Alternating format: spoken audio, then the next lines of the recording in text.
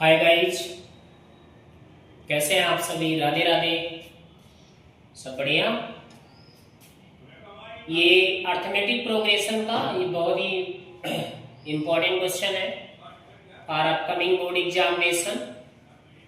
You can see in any sets of the examination. Question में क्या कर रहा है, find the middle term of the AP.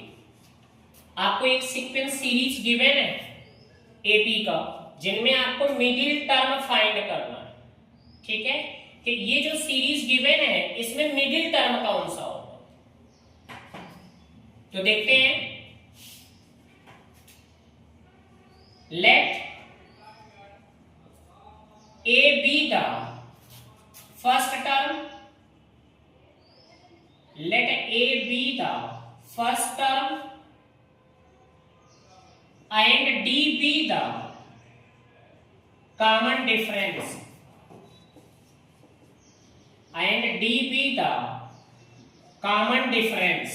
मैंने A को फर्स्ट टर्म मान लिया और D को क्या मान लिया, कॉमन डिफरेंस मान लिया। यहां तक क्लियर है।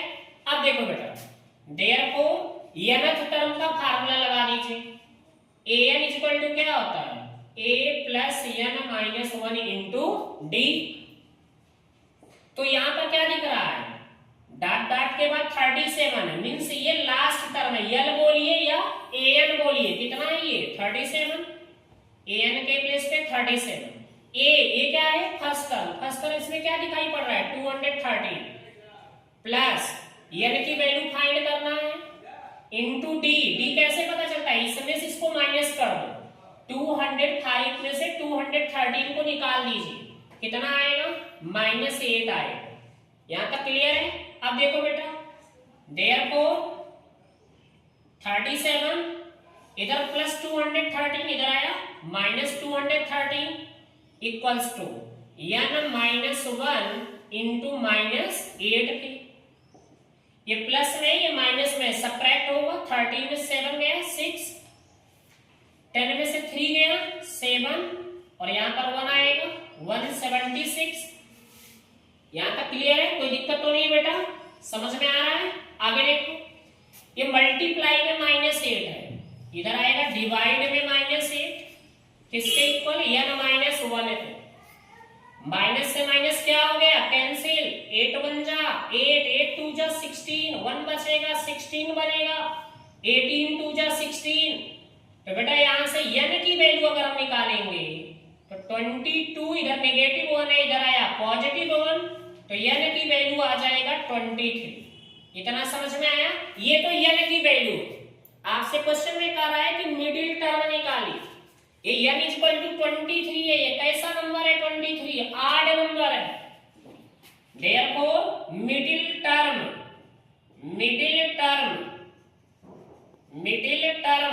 इक्वल टू क्या फार्मूला होगा, n प्लस 1/2 टर्म।